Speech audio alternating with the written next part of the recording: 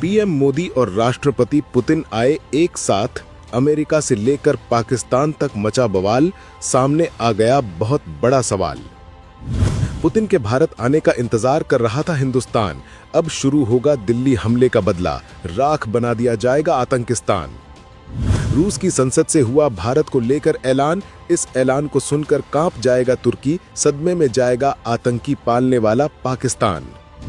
पूरी दुनिया में बजने लगा भारत की ताकत का डंका। हिंदुस्तान के दुश्मनों की लगेगी लंका। पुतिन करेंगे भारत के दुश्मन का काम तमाम। पूरा भारत इंतजार कर रहा था कि आखिर कब हिंदुस्तान दिल्ली में हुए आतंकी हमले का बदला लेगा। इसको लेकर अब बहुत बड़ा इशारा मिल चुका है। लगातार ऐसे इशारे दिए गए कि भारत बदला लेगा, लेकिन शायद भारत को पुतिन के आने का इंतजार था। युद्ध के दौरान पुतिन का दौरा भी रद्द हो सकता था, लेकिन इधर पुतिन ने भारत आने की तैयारी की और उधर रूस की संसद से बहुत बड़ा ऐलान हो गया। राष्ट्रपति व्लादिमीर पुतिन भारत और रूस के बीच रणनीतिक साझेदारी के 25 वर्ष पूरे होने के मौके पर भारत पहुंच रहे हैं। पीएम मोदी और राष्ट्रपति पुतिन की मुलाकात दुनिया की सबसे हाई प्रोफाइल मुलाकातों में से एक होगी। पूरी दुनिया की इस पर नजर है, लेकिन अमेरिका, पाकिस्तान और तुर्की जैसे देशों की टेंशन बढ़ गई है। इस मुलाकात के बाद भारत अपना बदला लेना शुरू करेगा।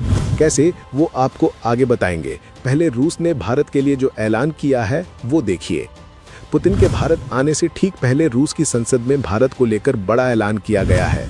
ये ऐसा ऐलान है जो भारत को 10 गुना ज्यादा ताकतवर बना देगा। रूसी संसद ने भारत और रूस के बीच एक बड़े सैन्य समझौते को मंजूरी दे दी है। इस समझौते के तहत भारत रूस के मिलिट्री बेसिस का इस्तेमाल कर सकता है। भारत किसी गंभीर स्थिति या युद्ध की स्थिति में रूस के इन सैन्य अड्डों की दूसरी तरह से इस्तेमाल करने की इजाजत भी मांग सकता है। और सुनिए, भारत के मिलिट्री बेस पर अब रूस के जंगी जहाज और फाइटर जेट्स भी खड़े हो सकते हैं। इस समझौते का नाम reciprocal exchange of logistic support है। इसके तहत भारत और रूस की सेनाएं अब एक दूसरे के सैन्य बेस, बंदरगाहों, एयरफील्ड्स और सप्लाई पॉइंट्स का इस्तेमाल कर सकेंगी। जॉइंट मिलिट्री ऑपरेशंस, ट्रेनिंग, सहायता और आपदा के बाद राहत कार्यों के लिए इस समझौते का इस्तेमाल होगा। पाकिस्तान की हालत क्यों खराब हो रही है वो भी समझिए। ऐसे समझौतों में कोई देश किसी दूसरे देश के मिलिट्री बेस का इस्तेमाल तीसरे देश पर हमले के लिए नहीं कर सकता है, लेकिन ये तब तक ही होगा जब तक वो तीसरा देश समझौते में शामिल दोनों देशों के लिए खतरा ना बन जाए। भारत आने से पहले ही रूस ने पाकिस्तान के खिलाफ जांच बैठा दी है। उससे पहले भी रूस ने पाकिस्तान को चेतावनी दी थी, क्योंकि पाकिस्तान अमेरिका के इशारे पर काम कर रहा है। मतलब पाकिस्तान अब रूस और भारत दोनों के लिए खतरा है। पाकिस्तान रूस में घुसकर S-400 की जासूसी करते भी पकड़ा गया है, यानी सीधे तौर पर यह रूस के लिए बड़े खतरे के तौर पर देखा जाएगा। रूस ने तो पाकिस्तान को तब भी पकड़ा जब पाकिस्तान चुपके से यूक्रेन को हथियार बेच रहा था। यानी पाकिस्तान पूरी तरह से अमेरिका के दबाव में काम कर रहा है और बार बार रूस की नजरों में चढ़ रहा है। ऐसे में रूस अपने दोस्त भारत को अपने मिलिट्री बेस का इस्तेमाल करने की इजाजत पाकिस्तान को ठोकने के लिए भी दे सकता है। आतंकवाद को लेकर भी रूस ने बयान दिया और दिल्ली धमाकों की निंदा भी की है। रूस की ओर से कहा गया है कि आतंकवाद का सोर्स कोई भी हो, रूस हमेशा उसके खिलाफ है। और सिर्फ रूस नहीं बल्कि पूरी दुनिया को उसके खिलाफ एक्शन लेना होगा। और अभी तक दिल्ली ब्लास्ट मामले में पाकिस्तान का ही नाम आ रहा है।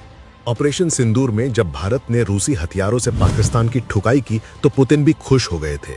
खुद पुतिन ने बयान दिया था कि हमारे हथियारों ने जंग के मैदान में अपनी काबिलियत दिखाई है। शहबाज पुतिन के सामने कांपते हुए बोल तो रहा था कि उसे भी भारत के जैसे रूस का दोस्त बनना है, लेकिन पीठ पीछे से अमेरिका का टट्टू बनकर रूस में जासूसी भी करवा रहा था। रूस के लिए भारत ने अमेरिका को किनारे लगा दिया। रूस का पाकिस्तान से कोई खास मतलब भी नहीं है। ऐसे में रूस हमेशा पाकिस्तान के खिलाफ भारत के साथ रहेगा। और यह भी हो सकता है कि पुतिन के जाने के बाद भारत पाकिस्तान की ठुकाई शुरू करे तो रूस अपने मिलिट्री बेस का इस्तेमाल भी भारत को करने दे।